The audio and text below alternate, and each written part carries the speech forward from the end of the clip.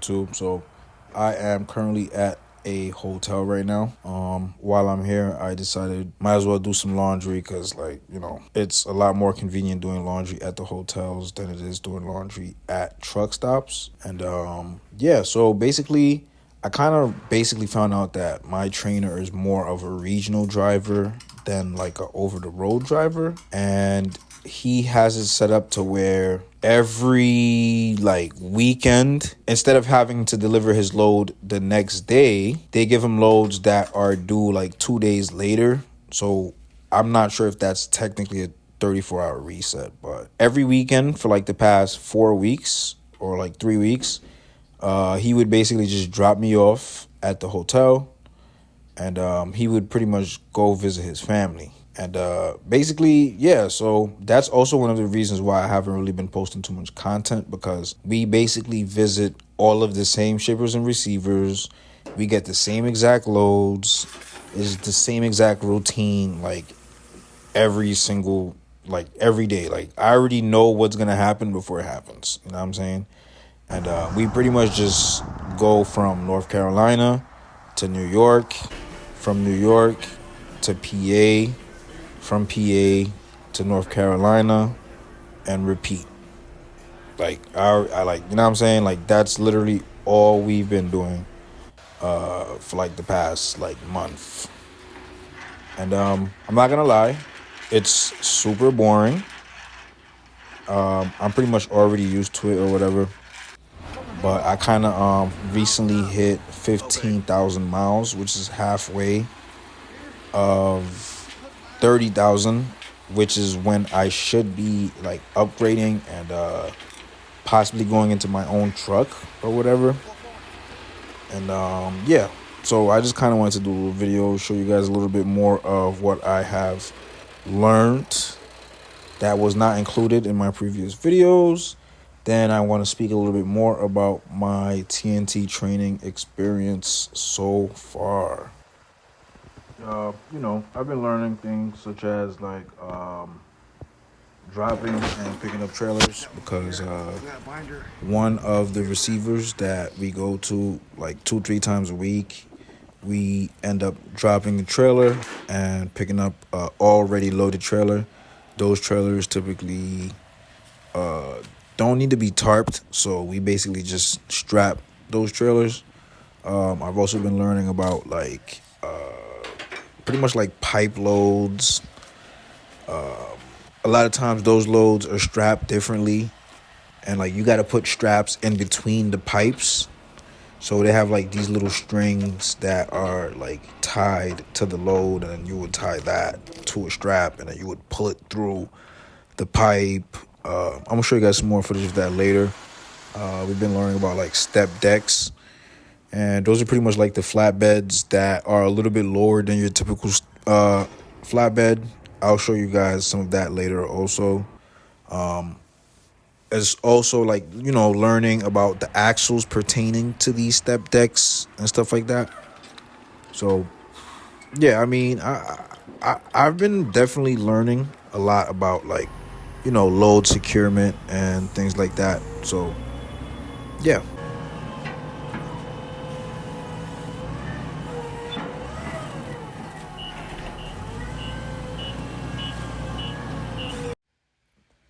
My trainer's fridge went out, so we ended up like stopping to go to Home Depot to get a new fridge. And that was probably like the one time that we actually like stopped out of route, because like my trainer, like he's always on go mode. So like we just basically drive to the pickup, drive to the receiver, drive to the next pickup, drive to the next receiver, and it's always the same pickups, it's always the same receivers. So this right here is pretty much like a step deck, and basically the step decks are a lot lower than your typical flatbed. So strapping the step decks are a little bit different, because we have like limited space due to how low they get. So he's pretty much just showing me here, whenever you do have a step deck flatbed, what to do when you have like limited places to strap, and he is also showing me like, you know, how to spread your axles and, you know, which states you need to have your axles spread and things of that nature. So let's say we're gonna put a strap in this area right here, below, here side. Right here, or anywhere in here, there's not really anywhere we can get in there. Yeah. So we'll use this, is called a J-hook.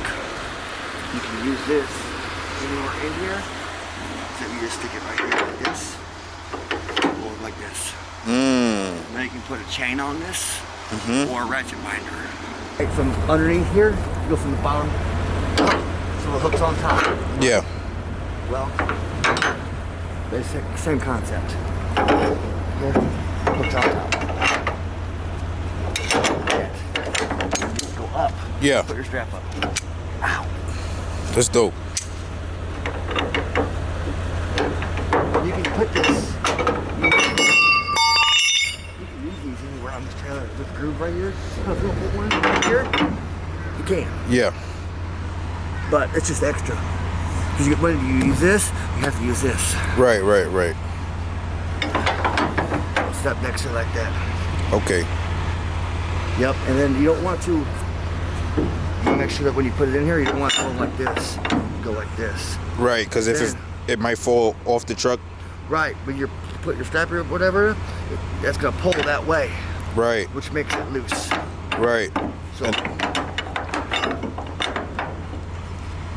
outside, then up. Now when your strap is whatever pulling, it's pulling against pushing it. Pushing it. Right. Aside from that, he also showed me like, you know, how to fuel up. And typically you would basically use the card that you receive once you complete orientation. And once you dip that card into the machine, you would basically put whatever your truck number is, and then your trailer number, and then your trip number. And that basically lets Prime know that you basically fueled up, and it actually does not remove any money from your card or whatever. Me personally, I set up direct deposit, so like my checks don't even go to my Prime card, you know what I'm saying? So yeah, that's like another thing we learned, like how to fuel up and stuff like that.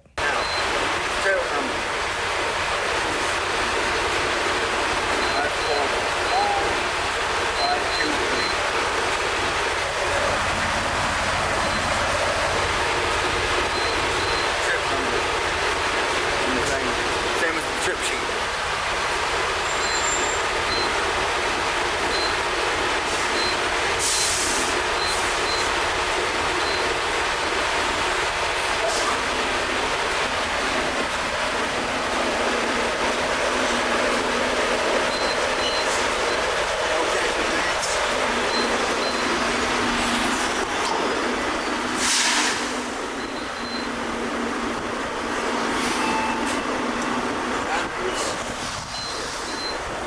Can you? This is if you wanted to put some like washer fluid or oil or coolant on your trip, you can ask for the advocate. You would say yes. You go in there and get whatever you needed, and then you put it on the thing. Yeah. And then you go for it.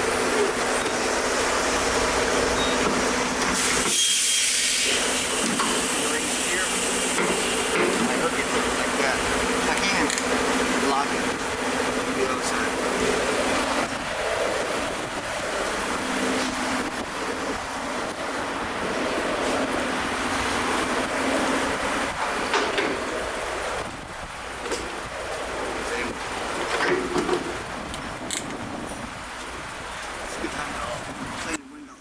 All right, so first thing I want to mention is that my videos are mostly, well, at least these videos are mostly directed towards people who aren't like truckers yet, and they don't really necessarily have an over-the-road job at the moment. I just want to throw that out there. Also, whenever you're fueling up, there are usually these buckets with windshield washer fluid, and basically that's the perfect time to take the opportunity to clean out your windshields, because during the fall and stuff like that, excuse me, your windows do get very dirty from the rain and the snow and whatever other weather conditions that you have to drive through or whatever.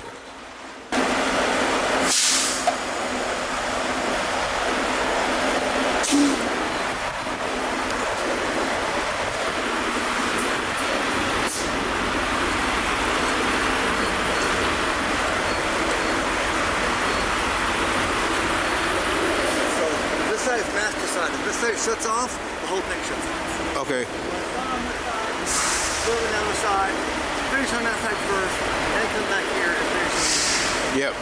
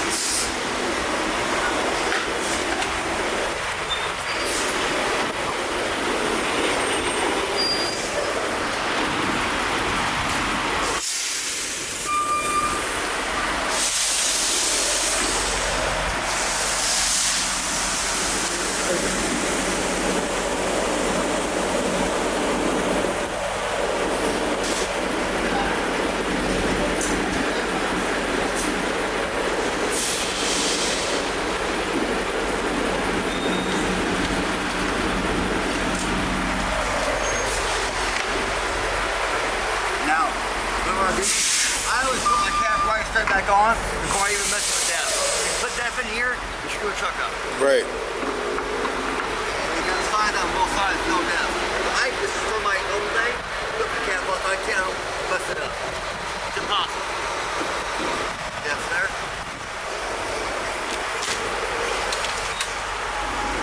Thing.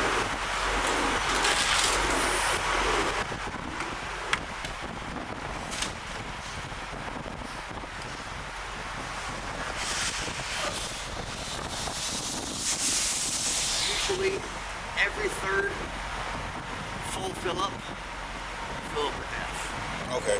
Typically, it runs that long. Okay. Okay.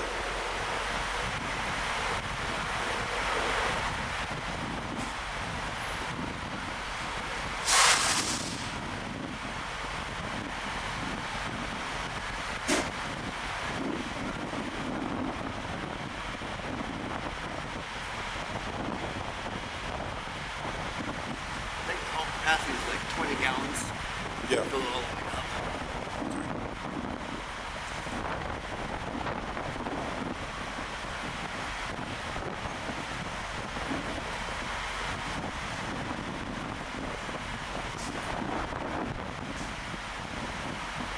Right now I'm at 9 gallons, it's about $40.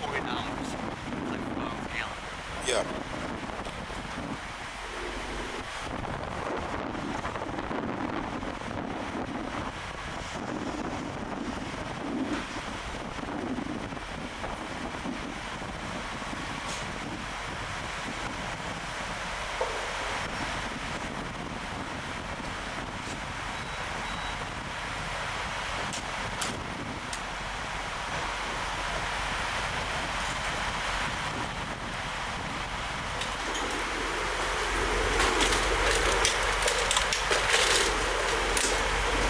Cap on.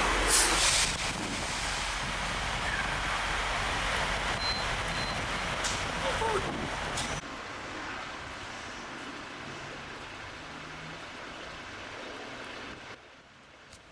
So pretty much this load right here, it is kind of like some foamy type material. So it's a lot softer than your average stuff that you pick up. And he's basically showing me how like whenever you pick up these kind of loads, you definitely want to put these little corner objects in between the strap and the load as a way to protect the load, and that way you don't really damage the material whenever you are like tightening your straps or whatever. I also watched one of Big Rig Becca's videos, and she has this instrument where like it makes this process a lot easier. I definitely do plan on buying one of those like tools or whatever, because like, you know, trying to like use the plank to put the corners on is a little bit like it's a little like, it's not hard or anything like that, but I'd rather just buy that tool just to make my life a little easier. And basically, at this part, he's basically showing me that sometimes you have to strap your load like from behind in order to prevent it from sliding off of the flatbed trailer. And I guess like that process mainly takes place when you have like these soft loads that you're unable to strap like really, really tight. You feel what I'm saying? I'm not sure if that makes sense. Since you're not strapping it too tight to the flatbed, it's best to strap it at the back as well to prevent it from sliding off. Like that. One side. Don't slack.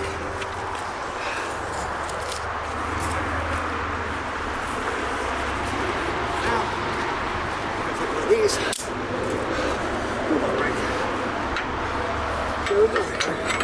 Up, pulls on top.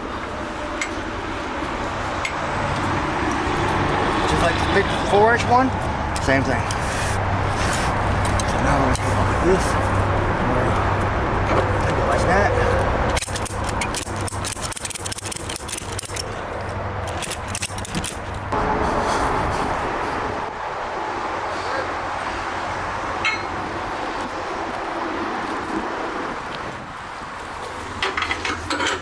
As I pulled my strap over. There it goes. Okay. And with my hand, kind of just eyeball it like this. Yeah. It's kind of hanging on the... That's okay.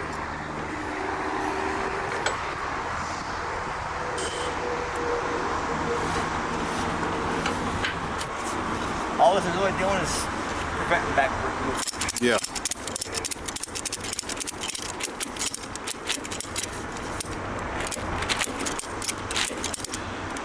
That's good. Now, 2-inch. Make me a loop. People do it differently. I've always done it like this. Make a big enough loop where I can bring it back to a handle. Like that. I can run a bungee through here and here. Hook it to the rail. And I get a bungee.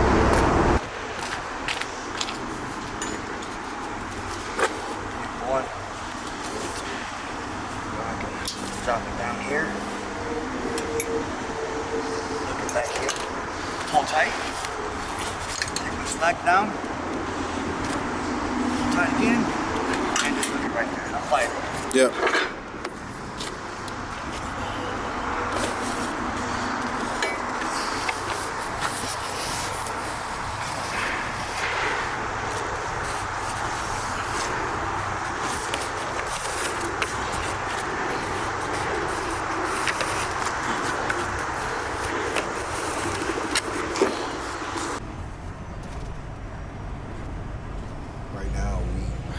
Pretty much like arrived to New York.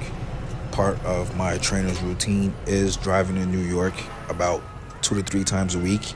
So like I'm always in New York, you know what I'm saying? Like the traffic is pretty hectic once you do arrive to New York. Fortunately for me, I typically hand him the wheel like in New Jersey, and he drives the rest of the route to New York, and I usually go to bed around that time. And usually by the time I wake up, we're somewhere in like PA or something like that. But yeah, New York is pretty hectic. Really tight corners, people cutting you off. Like, there's a lot of room for things to go wrong when you're in New York.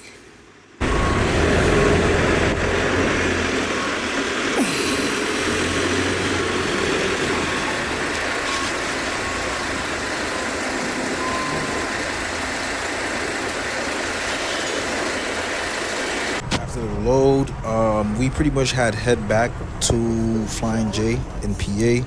Got a quick little shower in.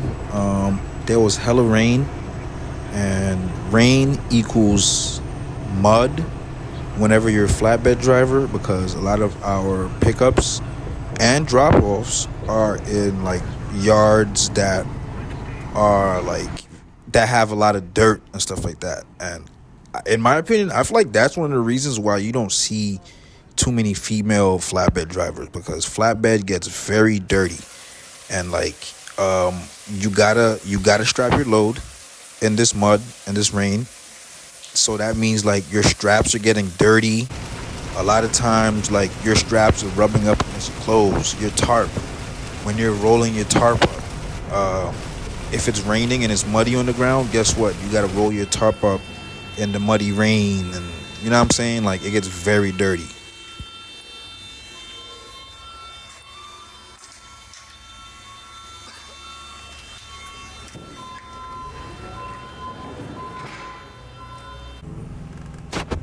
Despite the fact that flatbed does get very dirty, I personally like it because there's like a little bit of physical aspect to it.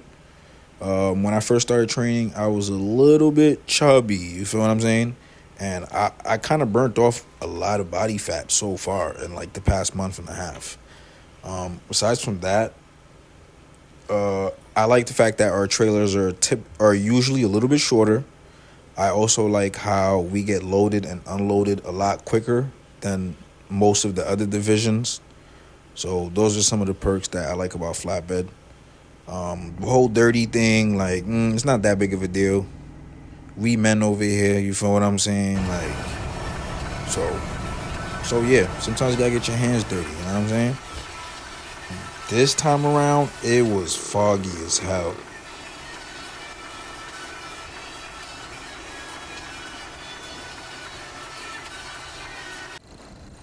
All right, YouTube. So, if you lasted this long in the video, I want you to do me a little favor. Hit the like button. You feel me? That way I know, like, you made it this far. And I kind of saved the best for last. So, this load right here has got to be, like, the most hectic load that we had to load my entire month and a half training. You know what I'm saying? It's pretty much like a pipe load. And aside from it being a pipe load, unlike that first pipe load you guys seen earlier, this one had to be tarped. And yeah, so not only did it have to be tarped, but it was on a 53-foot trailer, and the two black tarps are not long enough for the 53 feet trailer. So we actually had to use two of the blue tarps, which are probably like a good 20 to 30 pounds heavier than the black tarps. Not only are they heavier, but they're also much larger. And yeah, guys, yeah, it was it was a great experience, and that's basically me like being sarcastic, you know what I'm saying? And I'm also like low key afraid of heights, so like having to use the ladder to get on top of those pipes to tarp it was just like, oh my god. Like, I mean, even though he did most of the work, I was like, yo, when it's my turn to do this shit and I'm by myself, like, I'm gonna be like very unhappy about it. And not only that, but it was cold as fuck. Excuse my language. It was cold as hell. And I'm like, yo, imagine having to do this in the rain when like your shoes are slippery and stuff like that, and you gotta climb on top of all these like plastic pipes, and like the possibility of you slipping off is a little bit higher due to the fact that like it's raining and your shoes are wet. And yeah, man, like this load right here was crazy. Lay on the pipe and take the black smoke tarp and lay that over the tarp, over this blue tarp, and then pull it down. That's my plan. Step decks suck. Yeah, they absolutely do.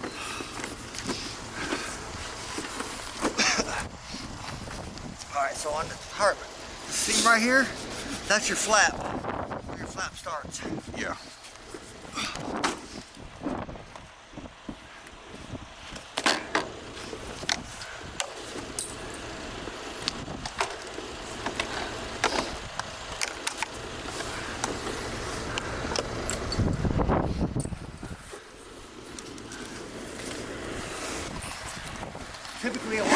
at the end, but we're so. The one back there was short, so I had to make it a little bit short too. And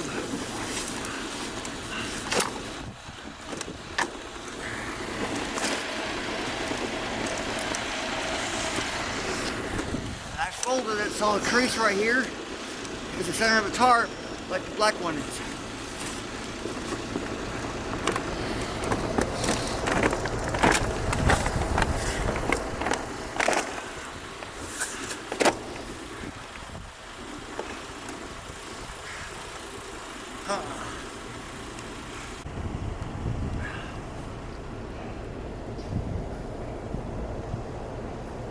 Alright, well,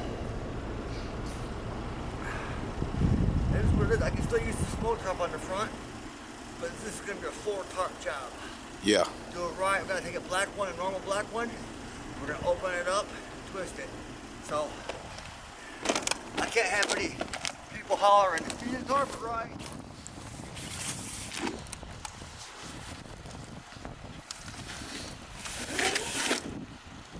Wait, so where are you gonna put the black one? Over there? In the middle, right here.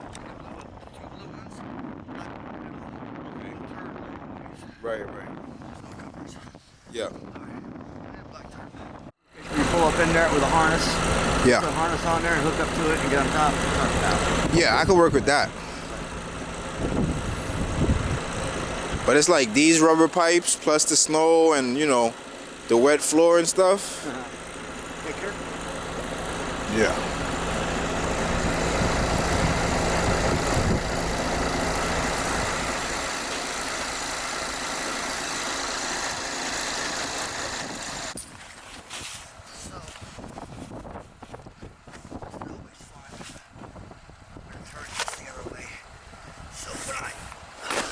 Unroll it while I'm walking out.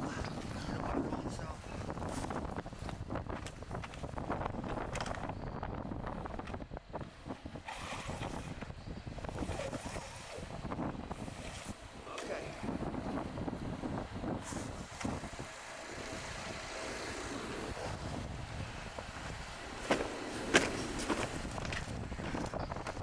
How many feet do you think this is? What feet? High. Oh, high? Oh. Probably like 10? 11. Right, okay. Truck's 12.9. Right. Nice. I take what you said. So once I get this open here.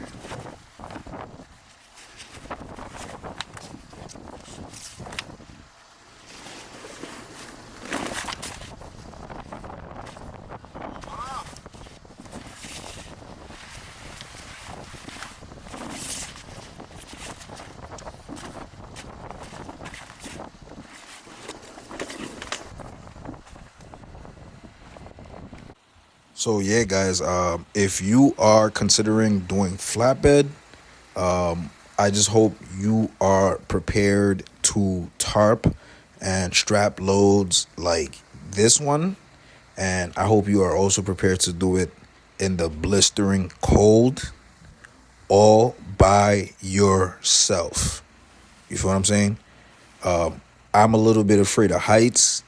So like loads like this one, not necessarily my favorite loads, nor one of the loads I look forward to doing, especially when it's time to do them in the rain and in the snow and in the cold.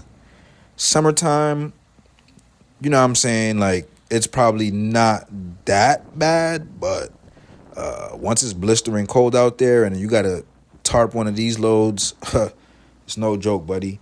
And not only that, remember, this is just the tarping process. After you deliver this load, you have to roll up all 3 of these tarps, and you have to pick up all 3 of these tarps and put them back onto the truck all by yourself.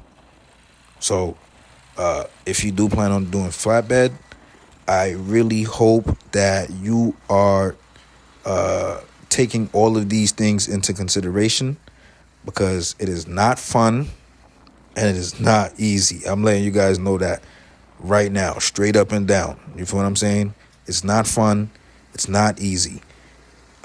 And just imagine doing this like when it's muddy outside and like your clothes is getting dirty and you're tired from having to drive all the way to the receiver.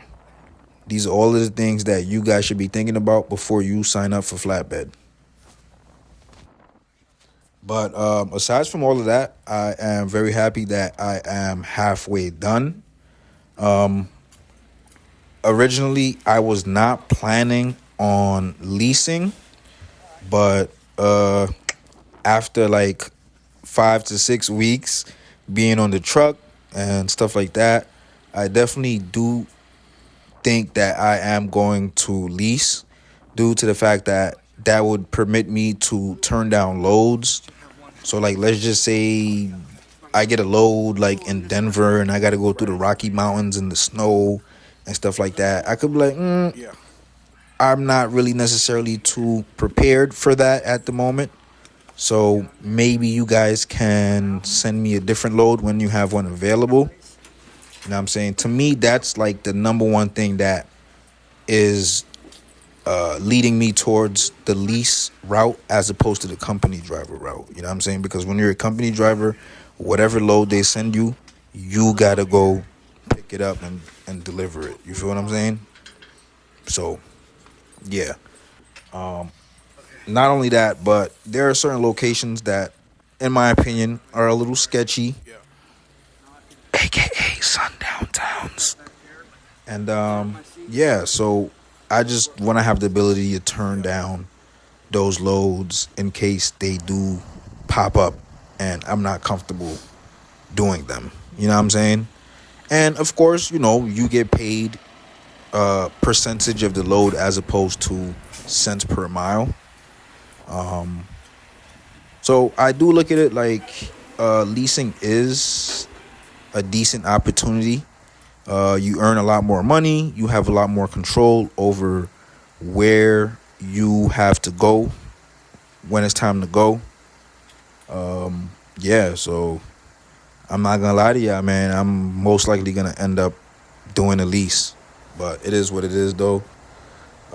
What don't kill you only makes you stronger. You feel me? Appreciate you guys for tuning in. If you like the video, definitely drop a like.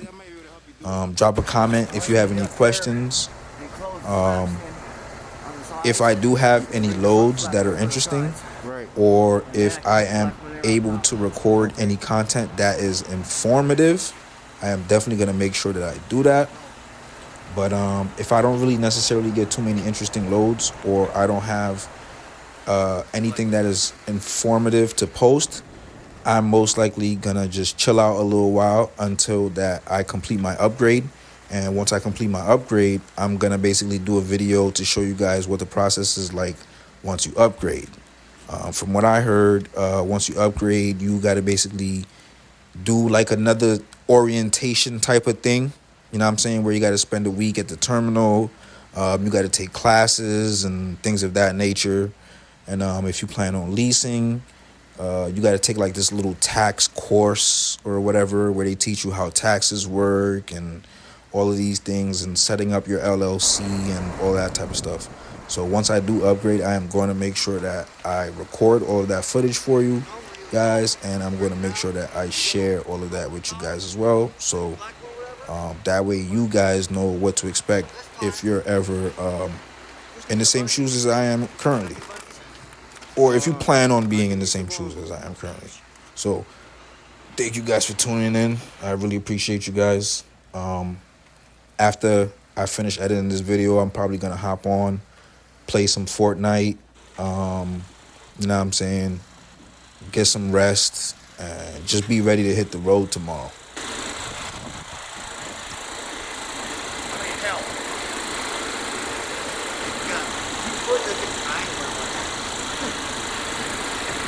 After all that,